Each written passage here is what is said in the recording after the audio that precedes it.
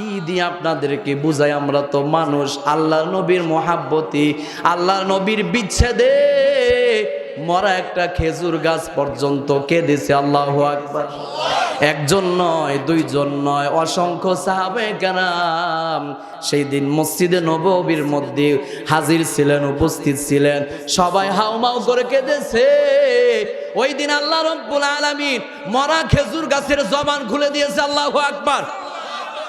মরা খেজুর গাছ নবীর সাথে কথা বলে,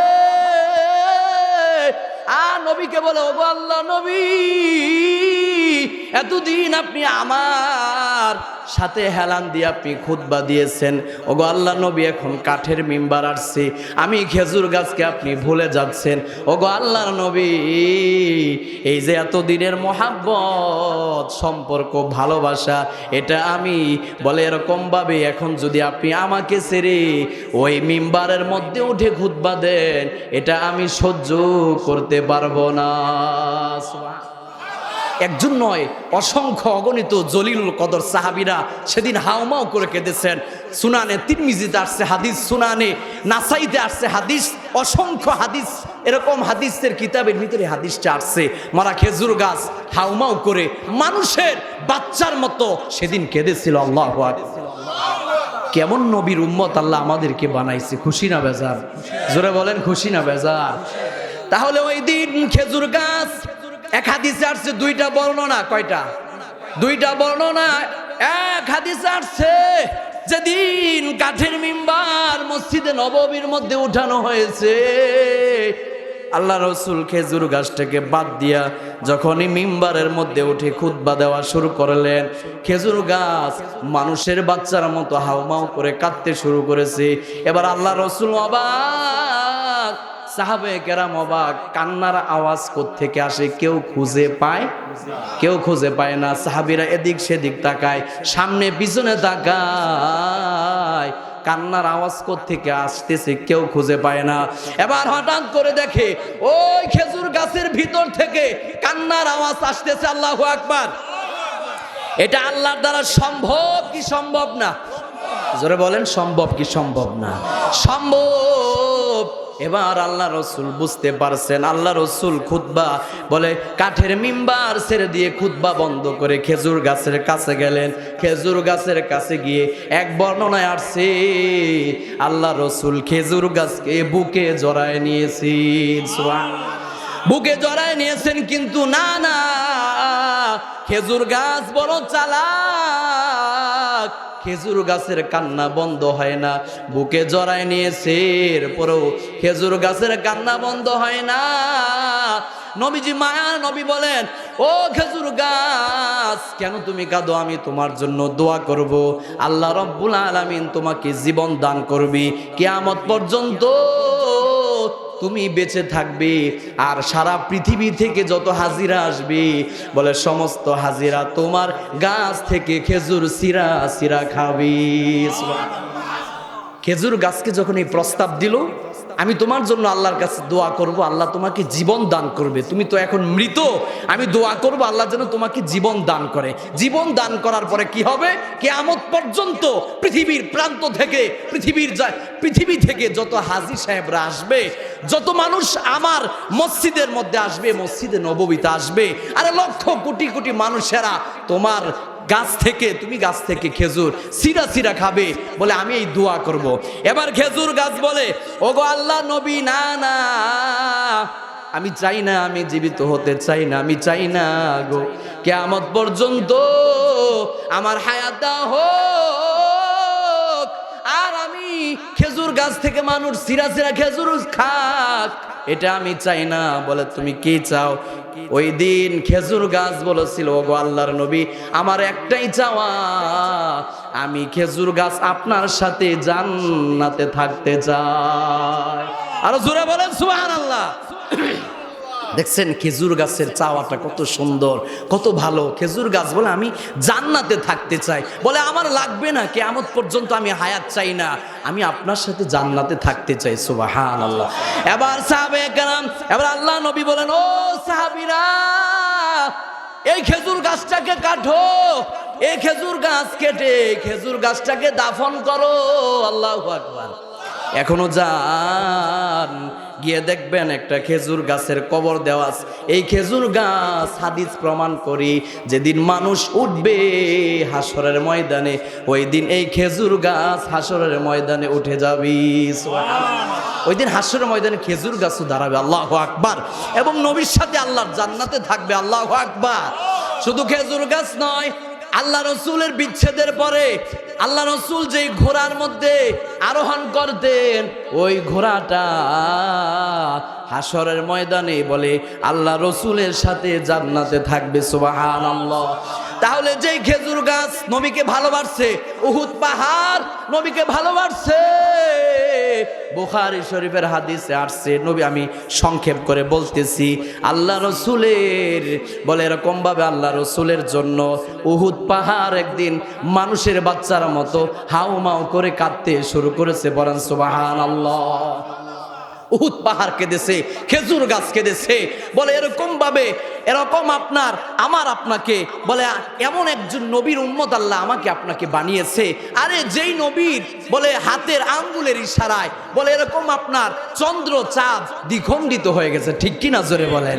যেই উম্মতের বলে যেই উম্মতকে এরকম ভাবে আল্লাহ রসুল সাল্লাল্লাহু আলাইহি ওয়াসাল্লাম বড় স্পেশাল আর মর্যাদা দিয়ে বানিয়েছেন। পড়েন সুবহানাল্লাহ। এমন একজন নবীর উম্মত বানাইছে বলে যেই নবীর জন্য গাছ পাগল, যেই নবীর জন্য সারা পৃথিবী পাগল। ঠিক কিনা জোরে বলে? চন্দ্র সূর্য যেই নবীকে বলে যেই নবীর জন্য সূর্য থেমে যায়। আল্লাহু আকবার।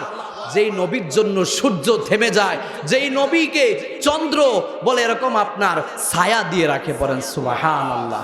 তাহলে সেই নবীর উম্মত হতে পেরে আমরা খুশি না বেজার?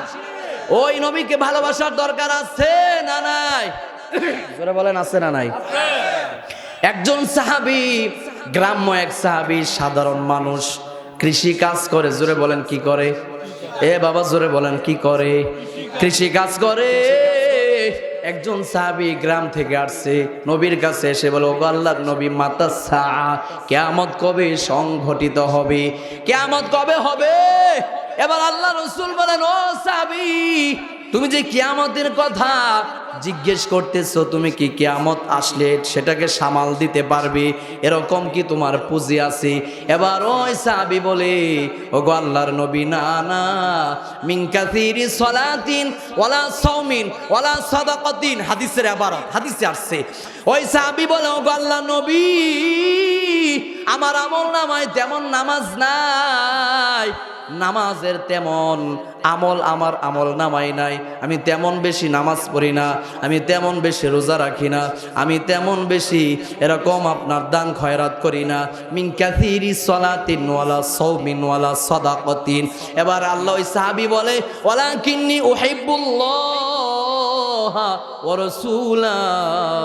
ওই সাহাবী বলে, ওগো আল্লাহর নবী, চোখের পানি ছেড়ে দিয়ে ওই দিন সাহাবায়ে কেরাম ওই সাহাবী দৃশ্য দেখেছে। ওই সাহাবী, গ্রাম্য সাহাবী, চোখের পানি ছেড়ে দিয়ে বলেছিল, ওগো আল্লাহর নবী, আমার তেমন কোনো পুঁজি নাই, তবে আমার একটা মাত্র পুঁজি আছে। বলে সেই পুঁজিটা কি? বলে আমি আল্লাহ এবং তার রাসূলকে ভালোবাসি। সুবহানাল্লাহ। সাহাবী বলে, ওগো আল্লাহর নবী, আমি আপনাকে ভালোবাসি, আমি আপনাকে ভালোবাসি। বলে এর চাইতে বেশি পুঁজি আমার আর কিছু নাই। এবার সাহাবী, আল্লাহ নবী বলেন, ও সাহাবী শোনো, শুনে রাখো, ও সাহাবী শুনে রাখো। আল্লাহর নবী বলেন, শুধু ওই সাহাবীকে বলে নাই, কিয়ামত পর্যন্ত যত উম্মত আসবে সমস্ত উম্মতদেরকে আল্লাহ নবী বলতেছেন, ও উম্মতেরা, ও সাহাবায়ে কেরাম, ও উম্মতেরা, ক্বালা রাসূলুল্লাহি সাল্লাল্লাহু আলাইহি ওয়াসাল্লাম, আনতা মা'a মান আহবাবতা, আনতা মা'a মান আহবাবতা। আল্লাহ নবী কেমন জনে বলে, এরে আমার উম্মতের দল, আমি নবী বলে গেলাম, বলে যে উম্মত আমি নবীকে ভালোবাসবি, হাসরের ময়দানে সে আমি নবীর সাথে আল্লাহর জান্নাতে থাকবে।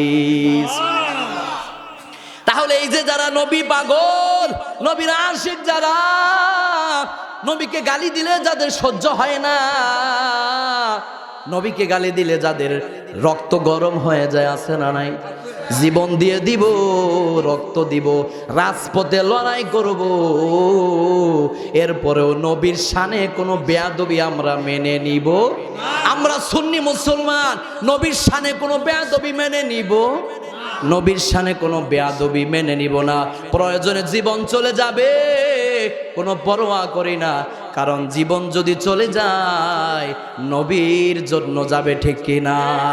আর ওই নবী বলে, যারা আমাকে মহাব্বত করবে, যারা আমাকে ভালোবাসবে, তারা আমি নবীর সাথে আল্লাহর জান্নাতে থাকবি। সুবহানাল্লাহ। তাহলে আমি বলতেছিলাম, ও উম্মতের মায়েরা, ও উম্মতের বোনেরা, ও দাউদপুরের মা বোনেরা, ও সাদা দাড়িওয়ালা মুরব্বী বাবারা, আমাদের নবী কিন্তু আমাদের আপন, ঠিক কিনা? আমাদের নবী আমাদের আপন। আর এই দুই চোখ দিয়ে আমরা যা কিছু দেখি সব পরে থাকবে, কেউ আমাদের আপন হবে? কবরে আমাদের কেউ আপন হবে? আমাদের নবী আমাদের আপন হবে, ঠিক কিনা? কে বা হবে সঙ্গেতে মোর মরণে, কে বা হবে সঙ্গেতে মোর কবরে, ঠিক কিনা? কে বা হবে সঙ্গেতে মোর হাসরে। ওগো নবীর উম্মতেরা, হয়ে আজি দিশেহারা, কোরআন হাদিস ছেড়ে চলো যখন যাহা চাই মনে, নবী বিনে কে তরাবে পুলসিরাত মিজানে। আছে কেউ? জোরে বলেন, আছে?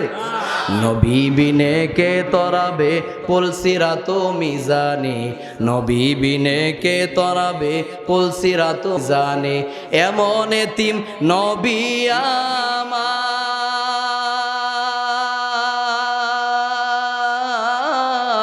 পিতা মাতা নাই যে তাহার। আল্লাহু আকবার। তারপরেও কত মারা মারলো তাকে দুশ্মনে, তারপরেও কত মারা মারলো তাকে দুশ্মনে, নবী বিনে কে তরাবে পুলসিরাত মিজানে, নবী বিনে কে তরাবে পুলসিরাত মিজানে। আছে কেউ? আমি কোরআনের সুর মাঝে শুনেছি যে নাম, আজানের সুর মাঝেও শুনেছি ও নাম। আমি কোরআনের সুর মাঝে শুনেছি যে নাম, আজানের সুর মাঝেও শুনেছি ও নাম। ও নাম শুনেছি আমি আমার হৃদয়, হে রাসূল নবীজি তোমায়, হে রাসূল নবীজি তোমায়, ঠিক কি না? তাহলে নবী ছাড়া আমাদের আপন কেউ হবে? আমাদের আপন কেউ হবে না। নবী হলো আমাদের আপন, আমাদের আল্লাহ হচ্ছে আমাদের আপন, ঠিক কি না? আমাদের নবী হলো আমাদের আপন, আর আমাদের জীবনের নেক আমলগুলো হলো আমাদের আপন, ঠিক কি না? এই তিন জিনিস ছাড়া আমাদের আর কেউ আপন হবে? আর কেউ আপন হবে না। একটু ভাবেন, একজন হলে একজন, একজন হলে একজনই, ভাবেন না, চিন্তা করেন না, কেউ আপন নয়, সব পর, ঠিক কি না? সব আমাদের পর। ও উম্মতের মায়েরা, ও উম্মতের বোনেরা, ও মা, আজকে যেই সন্তানের জন্য রান্না করতে গিয়ে নামাজ ছেড়ে দিলেন, নামাজ নষ্ট করে দিলেন, ও মা, আল্লাহর হুকুম আপনি ছেড়ে দিলেন, আল্লাহকে ভুলে গেলেন, নবীকে ভুলে গেলেন। ও মা, এই সন্তান মরার পরে কিন্তু আপনার সাথে কবরে যাবে, আপনার সাথে কবরে যাবে না। নবীজি বলেন, ক্বালা রাসূলুল্লাহি সাল্লাল্লাহু আলাইহি ওয়াসাল্লাম, আল্লাহ রাসূল বলেন, এরে আমার উম্মতের দল, আমি নবী বলে গেলাম, মানুষ যখন মারা যায়, মানুষকে যখন কবরে রাখা হয়, তখন মানুষের সাথে সাথে পিছনে পিছনে 3 জিনিস যায়। জোরে বলেন কয় জিনিস? মানুষের সাথে 3টা জিনিস যায়। 1 নাম্বার নবীজি বলেন তার আপনজনেরা যায়, 2 নাম্বার তার সম্পদ যায়, এবার নবীজি বলেন 3 নাম্বার তার নেক আমল যায়। এবার নবীজি বলেন যখন কোনো মানুষকে কবরে রাখা হয় তখন 2টা জিনিস চলে আসে, ঠিক কিনা? 2 জিনিস চলে আসে। 1 নাম্বার আপনজনেরা চলে আসে। আপনার সন্তান আপনাকে কবরে নামাই দিয়া চলে আসবে, আর বাবা কিন্তু কোনো খবর নিবে, আর কোনোদিন আপনার খবর নিবে না। এই যে নামায় দিয়ে আসছে, আর খবর নিবে না, খবর নেওয়ার কোনো সুযোগ নাই। আপনার আপনজনেরা চলে আসবে। 4 জনে 4 কান্দের লয়া নামাই দিবে আপন বসত বাড়ি। ও এলাহি আমরার জীবনের কয়দিন আছে বাকি, ও এলাহি আমরার জীবনের গুনাহ মাফ করছনি। পড়েন আমিন। তাহলে বলতেছিলাম আপনজনেরা কবরে নামায় দিয়ে আসবে, এরপর আপনার সম্পদ চলে আসবে। এবার নবীজি বলেন উম্মতেরা রে শুনে রাখো, তোমার সন্তান তোমাকে কবরে নামায় দিয়ে আসবে, তোমাকে একা একা কবরে নামায় দিয়ে আসবি, তোমার সম্পদ চলে আসবে, সব পরে থাকবে বাবা, কেউ কিছু সাথে নিতে পারবে, কেউ সাথে নিতে পারবে না। এজন্য একজন বাদশা ছিলেন, বাদশা সেকান্দর বলে এরকম বাদশা ছিলেন। মৃত্যুর সময় সন্তানকে ওসিয়ত করেছে, ও সন্তানেরা আমি যখন মারা যাব তখন কাফনের ভিতর দিয়া আমার হাত 2টা বের করে রাখবি, যেন পৃথিবীর মানুষগুলো বুঝতে পারে, এটা শিক্ষা নিতে পারে যে বাদশা সেকান্দর পৃথিবীর এরকম বাদশাহ হওয়ার পরেও, এত সম্পদের মালিক হওয়ার পরেও যাওয়ার সময় খালি হাতে কবরে গেছে, ঠিক কি না? তাহলে আমি বলতেছিলাম 2 চোখ যেদিন বন্ধ হয়ে যাবে, ও বাবা একজন হলে একজনই ভাবেন না, ঘুমের সময় বালিশের সাথে মাথা লাগায়া 2টা চোখ বন্ধ করে একটু ভাবেন, যখন আপনার চোখ বন্ধ হয়ে যাবে, আপনি যখন মারা যাবেন, তখন বাবা ডানে অন্ধকার, বামে অন্ধকার, সামনে অন্ধকার, পিছনে অন্ধকার, ঠিক কি না? কেউ আমার আপনার জন্য, কেউ আমার আপনার আপন হবে না। আমার আপনার জীবনের নেক আমলগুলো আমাদের আপন হবে, আমাদের নবী আমাদের আপন হবে। যদি নবীর জন্য চোখের পানি আসে, যদি নবীর জন্য মায়া লাগে, যদি নবীর উপরে দুরূদ পড়তে পারেন, যদি নবীর সুন্নতের উপরে আমল করতে পারেন, তাহলে নবী বলে আমি নবী আমার ওই উম্মতকে সাথে না নিয়া জান্নাতে যাব না।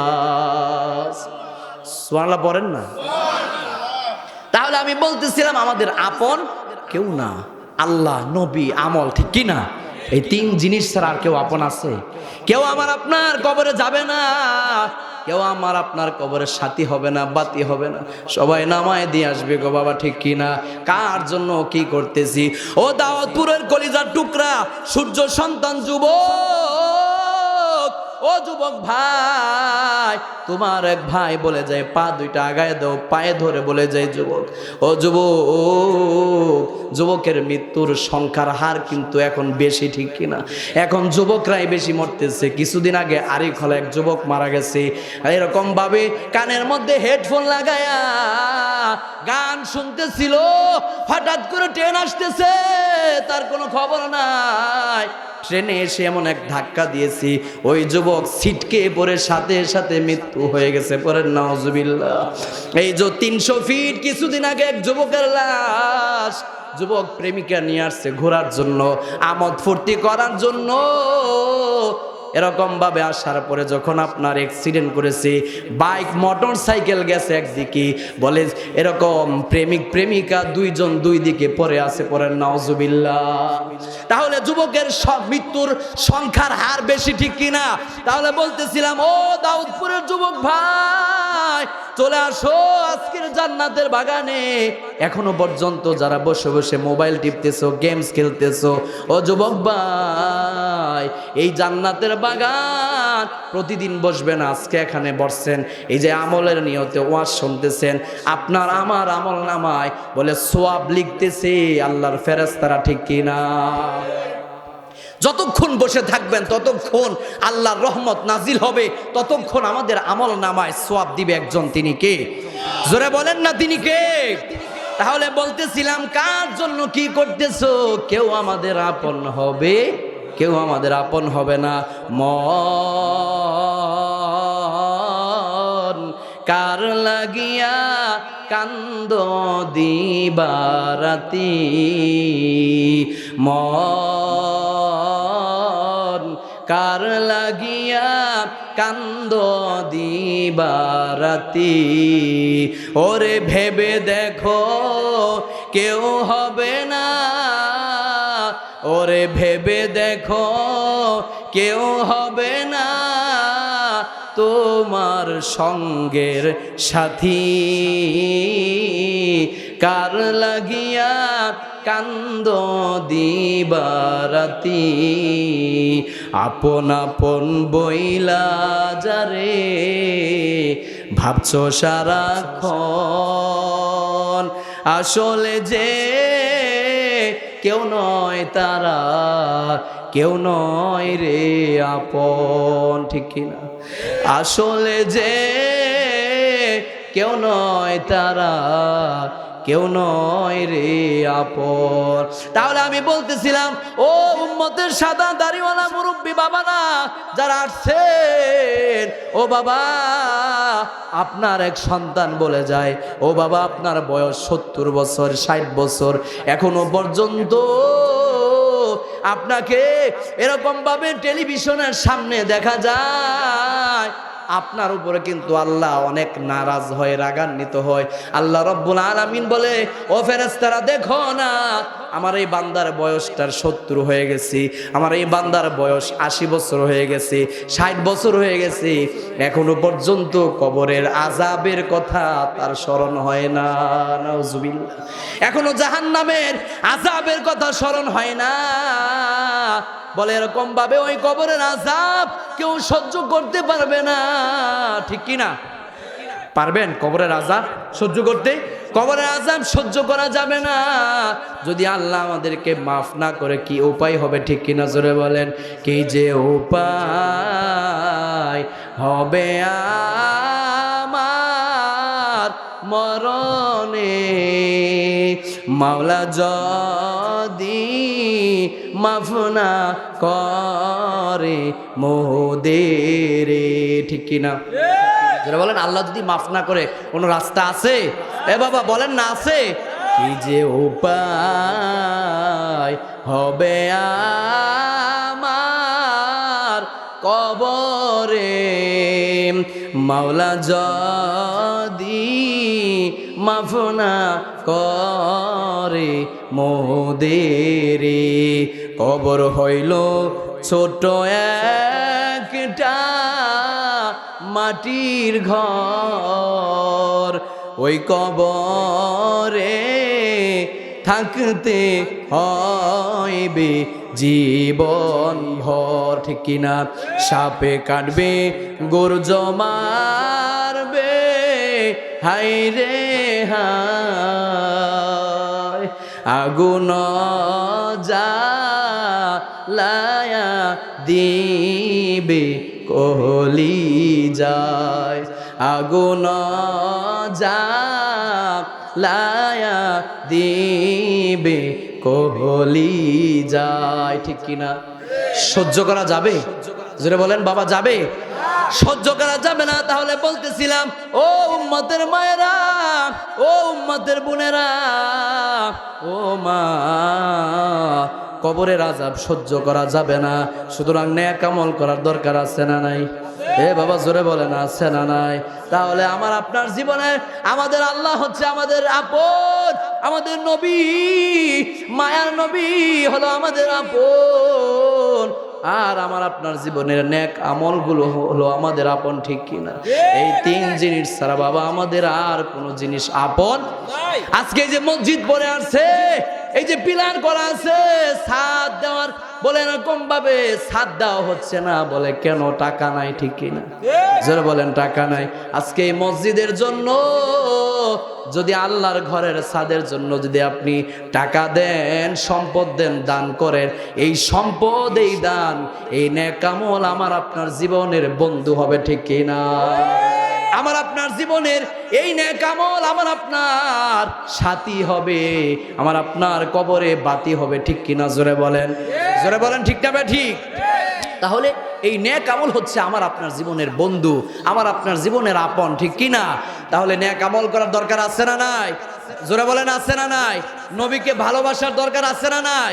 নবীকে যদি ভালোবাসতে চান, তাহলে নবীর ভালোবাসা যদি কেউ পেতে চায়, নবীর শাফাত নিয়ে যদি কেউ আল্লাহর জান্নাতে যেতে চায়, দুই জিনিস করতে হবে, দুইটা কাজ করতে হবে। জোরে বলেন কয়টা? দুইটা কাজ করতে হবে। এক নাম্বার, নবীর উপরে দুরূদ পড়তে হবে। কি পড়তে হবে? জোরে বলেন না, কি পড়তে হবে? দুরূদ পড়তে হবে। দুই নাম্বার, নবীর সুন্নতের উপর আমল করতে হবে। রাজি আছেন সবাই? ইনশাআল্লাহ সুন্নতের উপর আমল করব, নবীর উপরে দুরূদ পড়ব। দুই জিনিসের সমন্বয়ে, দুই জিনিসের বিনিময়ে আল্লাহর নবীর বলে নবীজির মহাব্বত আর ভালোবাসা পাওয়া যাবে। বলে আল্লাহর নবীকে, আল্লাহর নবী আমাকে আপনাকে শাফাত করে আল্লাহর জান্নাতে নিয়ে যাবে, ঠিক কিনা? জোরে বলেন। তাহলে আমি বলতেছিলাম আমরা এই দুইটা আমল করব ইনশাআল্লাহ। নবীর উপরে বেশি পরিমাণে দুরূদ পড়বো ইনশাআল্লাহ। এরপরে দুই নাম্বার, নবীর সুন্নতের উপরে আমরা আমল করব ইনশাআল্লাহ। তাহলে আল্লাহ রাব্বুল আলামিন আমাদের সবাইকে যেন এই দুই জিনিসের উপর আমল করার তৌফিক দান করে, সকলে পড়ি আমিন।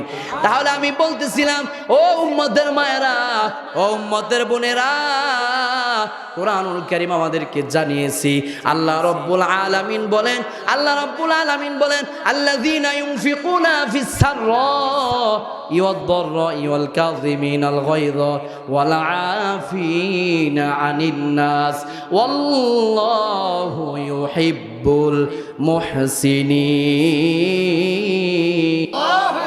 আল্লাহ রাব্বুল আলামিন বলেন, আল্লাযীনা ইউনফিকুনা ফিস সাররা ওয়াদ-দাররা, আল্লাহ রাব্বুল আলামিন বলেন, যারা সর্ব অবস্থায়, সুখে দুঃখে সর্ব অবস্থায়, যারা আল্লাহর রাস্তায় যারা দান করবে গো, যারা আল্লাহর ঘর মসজিদের জন্য যারা দান করবে, সুখে দুঃখে সর্ব অবস্থায় যারা দান করবে, যারা সুখে দুঃখে সর্ব অবস্থায় নিজের সম্পদকে আল্লাহর রাস্তায় এরকম ভাবে সামর্থ্যের ভিতরে সাধ্য অনুযায়ী যারা দান করবে, তাদেরকে ভালোবাসবে একজন, তিনি কে?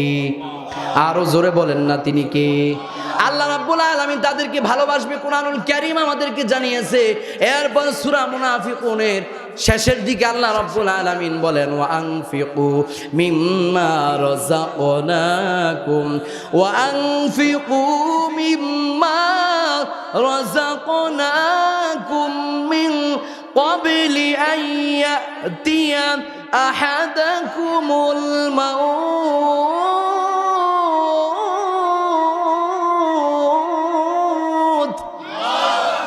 আল্লাহ রাব্বুল আলামিন বলেন, ও পৃথিবীর ঈমানদারেরা, ওয়ানফিকু মিম্মা রাযাকনাকুম মিন ক্বাবলি আন ইয়াতিয়া আহাদাকুমুল মাউত। আল্লাহ বলেন, ও ঈমানদারেরা, আমি আল্লাহ তোমাদেরকে সম্পদ দিয়েছি। জোরে বলেন, সম্পদ দিয়েছেন কে? সম্পদের মালিক কে? আপনি আজকে 10 কোটি টাকার মালিক, 10 লক্ষ টাকার মালিক, বলে এই সম্পদ কার? জোরে বলেন কার? যে আল্লাহ দিয়েছে, ওই আল্লাহ আবার কেড়ে নিতে পারবে কি পারবে না? এ বাবা জোরে বলেন, পারবে কি পারবে না? এই তো কিছুদিন আগে বলে একদিন নয়, 2 দিন নয়, 7 দিন পর্যন্ত আগুন জ্বলছে আমেরিকা, ঠিক কিনা? কোটি কোটি ডলার নষ্ট হয়ে গেছে, ঠিক কিনা? কত এরকম ভাবে নায়ক নায়িকা অভিনেতাদের ঘর বাড়ি, কোটি কোটি টাকার ঘর বাড়ি নষ্ট হয়ে গেছে, ঠিক কিনা? আগুনে পুড়ে ছাই হয়ে গেছে, করছেন কে? জোরে বলেন কে? তাহলে যে আল্লাহ সম্পদ দিয়েছে ওই আল্লাহ বলে, ও ঈমানদারেরা, ওয়ানফিকু মিম্মা রাযাকনাকুম মিন ক্বাবলি আইয়াতিয়া আহাদাকুমুল মাউত। আল্লাহ বলেন মৃত্যু আসার আগে তোমাকে আমি আল্লাহ যে সম্পদ দিয়েছি ওই সম্পদ থেকে তুমি বলে আমার ঘরের জন্য আমি আল্লাহর রাস্তায় দান করো। সুবহানাল্লাহ। নির্দেশটা কার? জোরে বলেন না কার? আল্লাহর। আল্লাহ নির্দেশ করেছেন বান্দা। আল্লাহ বলেন, ও ঈমানদারেরা, আল্লাহ রাব্বুল আলামিন ইহুদি খ্রিস্টান বৌদ্ধ নাসারা মুসলিম যারা আছে মুশরিক তাদেরকে বলে নাই, আল্লাহ বলেছেন ঈমানদারের কথা।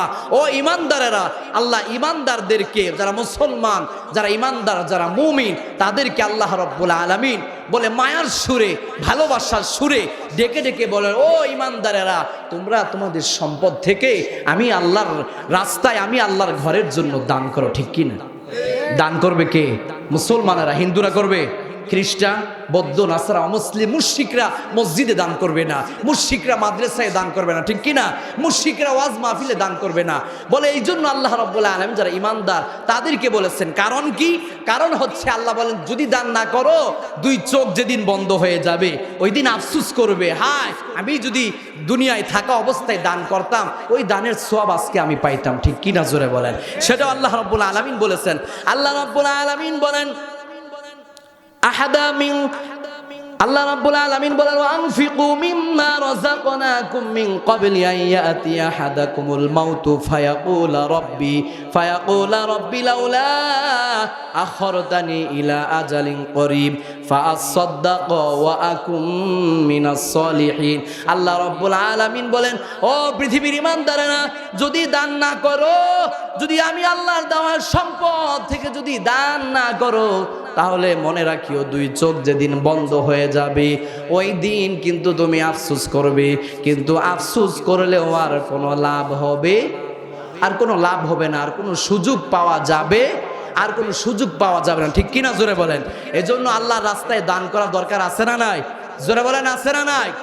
দান যারা করবে, বেশি পরিমাণে যারা আল্লাহর রাস্তায় দান করবি, অন্য আয়াতে আল্লাহ রাব্বুল আলামিন বলেন ওয়ানফিকু, আল্লাহ রাব্বুল আলামিন বলেন ওয়ালা তুলকু বিআইদিকুম মিলা তাহলুকা। আল্লাহ বলেন, ও ঈমানদারেরা, নিজেদের হাতকে গুটিয়ে রেখে নিজেদেরকে ধ্বংসের মুখে ঠেলে দিও না। নাউজুবিল্লাহ। ধ্বংসের মুখে ঠেলে দিও না। হাত গুটিয়ে রেখে কৃপণতা করে, আরে যারা কৃপণ ছিল পৃথিবীতে, যারা কৃপণ ছিল তাদের ভালো কিছু হয় নাই, তারা ধ্বংস হয়ে গেছে। ঠিক কি না? তাদের সম্পদ ছিল বলে সম্পদের মধ্যে কোনো বরকত ছিল না, আল্লাহ গজব আর আযাব দিয়ে সম্পদকে ধ্বংস করে দিয়েছে। ঠিক কি না? জোরে বলেন। যেই আল্লাহ সম্পদ দিয়েছে ওই আল্লাহ বলে দান করো, আমি আল্লাহ দান বাড়ায় দিব। ঠিক কি না? জোরে বলেন। আমি আল্লাহ সম্পদ বাড়ায় দিব, আমি আল্লাহ তোমার সম্পদের মধ্যে বরকত দান করব। ঠিক কিনা? যে আল্লাহ সম্পদ দিয়েছে আমরা যদি ওই আল্লাহর রাস্তায় আল্লাহর ঘরের জন্য দান করি তাহলে আল্লাহ ওয়াদা করেছেন আমি আল্লাহ তার সম্পদ আরো বাড়ায় দিব। সুবহানাল্লাহ। তাহলে দান করার দরকার আছে না নাই?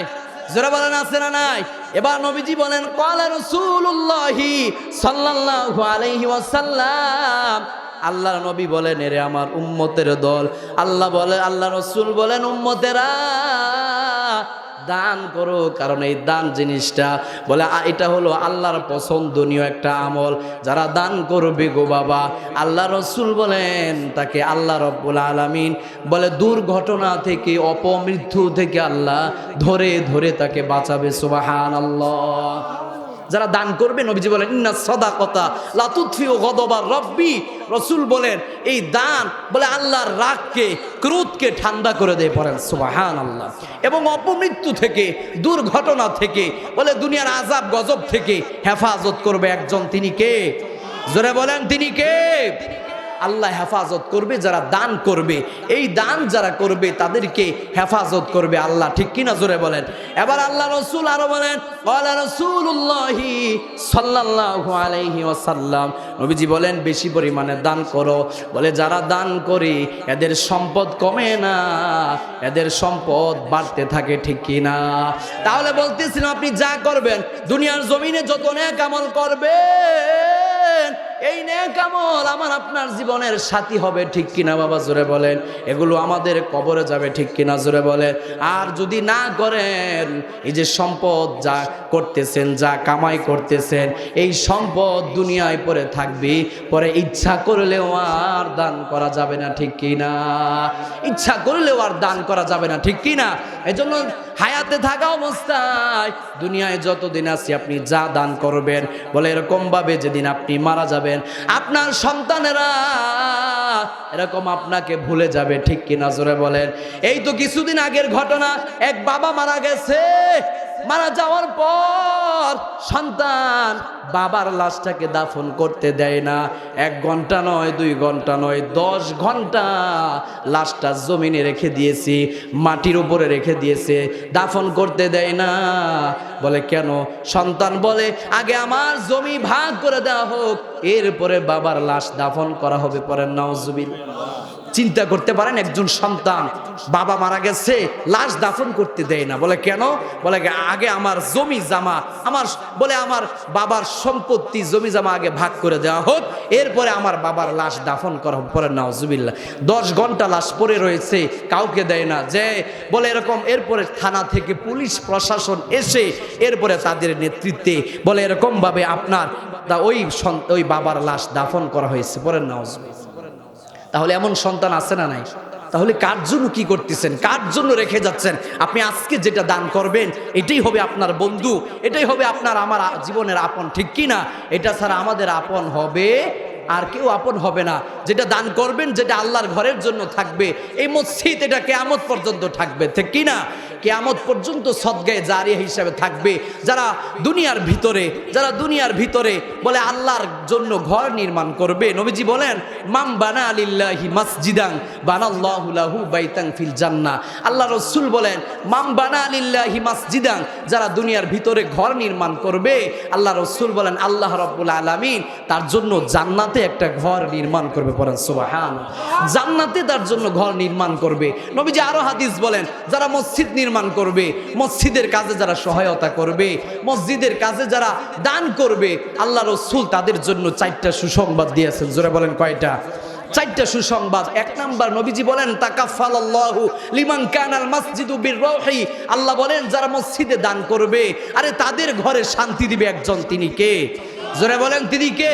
2 নম্বরে নবীজি বলেন বিররৌহি ওয়ার রাহমা, তাদেরকে বলে আল্লাহ রাব্বুল আলামিনের রহমতের চাদর তাদেরকে বেষ্টন করে নেবে। পড়েন সুবহানাল্লাহ।